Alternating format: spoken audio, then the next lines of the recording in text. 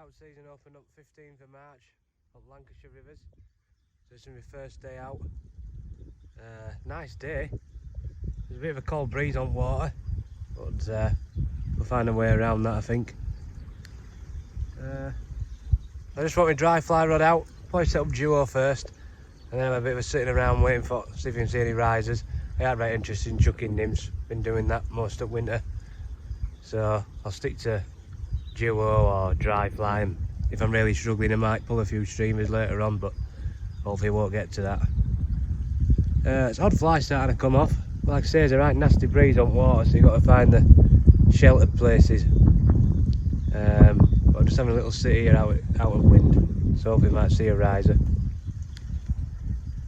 Still early yet, only, you know, still March.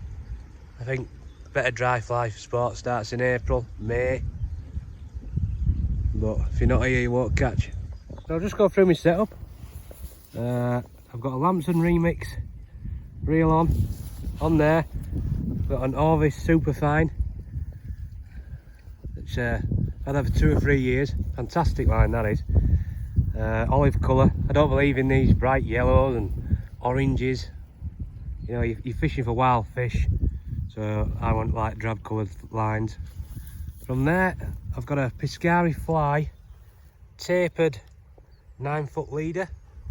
It's the best dry fly leader I've ever used by a long way. Turnover's fantastic. To there, I've got a tippet ring, and I've just set up duo, so maybe 18 inches down there. It's got my dry fly, just a general purpose fly on, could represent anything. And then probably another foot from there, I've got on a trusty orange tag, pheasant tail, CDC, just to cover all options really. Good pattern, and the old trusty Hanak Superlight. Best dry fly rod, I think. General purpose, fantastic rod is this. All Hanak products, to be fair. That's all I use. Hanak hook speeds, fluorocarbon. Fantastic gear is Hanak. You won't go far wrong with that. So we'll just have 5 minutes here. See if folk rises. If not, we'll try searching a few areas with duo.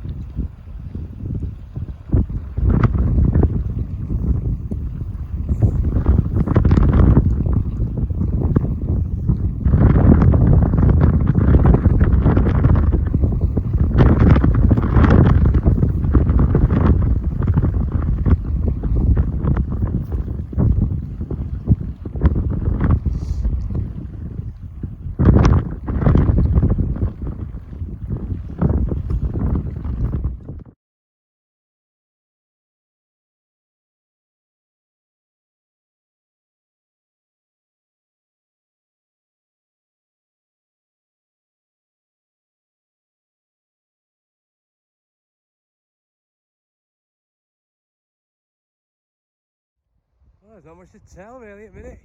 As you can see, it's like North Sea.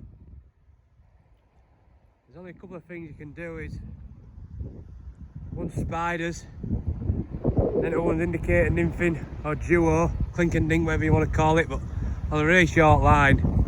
I think I had 2 trout, maybe 5 grayling, out of season grayling. There's not much you can do in this. Dries, there is some flies hatching, but just getting whipped straight off the water. You won't be able to nymph in it. It just blow your indicator and you fly straight. You won't get a decent drift. So we're going to head up into wood now. Hopefully a bit more sheltered up there. Never know, might be something rising. If not, brew time. Here's a little tip for you. So when I'm fishing duo on a day like today, you can see the waves on the water. So the wind's obviously coming upstream. So I'm fishing upstream. But I use a fly that has a flashback. So the nymph will have a flashback on it, or some kind of flash in its rib, 4 rats cover, something like that. And the theory that I found is every time you dry fly, ride one of those waves like that, because it won't just come straight. Every time it goes up, it'll lift your nymph up and down, up and down. Every time that flash catches the sun, it's going to give off a trigger point. You're going to flash in that sun, and hopefully the fish will see it. It's just on them days when it's like this and people struggle, I find that a flashback in windy weather, if you're fishing duo, and that's where I've had most of my success. I don't know if it's something that others use or something that I've figured out, but I've always done really well when it's windy like this. Put a nymph on that's got flash in it. And like I say, the theory is every time it bounces up and down onto them waves, the light catches and it gives off a flash. And I think that's what the fish are roaming in on. Give it a try. So as you can see, this inside of River Ribble, now I've got home. It weren't the best place to do the end of the video. Wind really got picked up, even worse than what it said on the Met Office, so you couldn't hear myself talk. So I think I ended up with 2 trout, one on duo, one on streamer, a couple of grayling, I think 5 or 6 grayling. There were flies around, but as soon as they hatch, just getting blown straight up into you know, straight into air off the river, so no were coming up for them.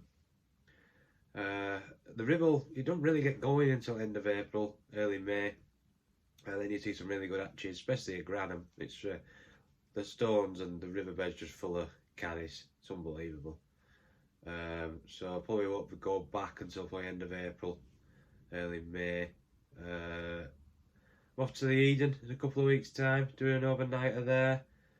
I had some really good trips in the Eden last year. Only joined last year, but that's probably my favourite place to fish actually, was that last year. So hopefully going to get onto the River Annan, do some spring salmon fishing. Same with the Ribble. If they get any rain lower down the Ribble, I'll probably give it a go. You're probably fishing for 1 or 2 fish though, but if you're not there you won't catch. So I've got a trip later on in the year off to Clyde and the Tweed. Probably go for a week, a couple of days at each one. And then really later on at end of 7 season, got a 2 days at Cadrona. Got flooded off last year, so it's what should have been going on last year. So that's it really, not much to report. Just like the video, click subscribe. Hope to see you all later. If not on the riverbank, just keep watching videos. Thanks a lot. Bye.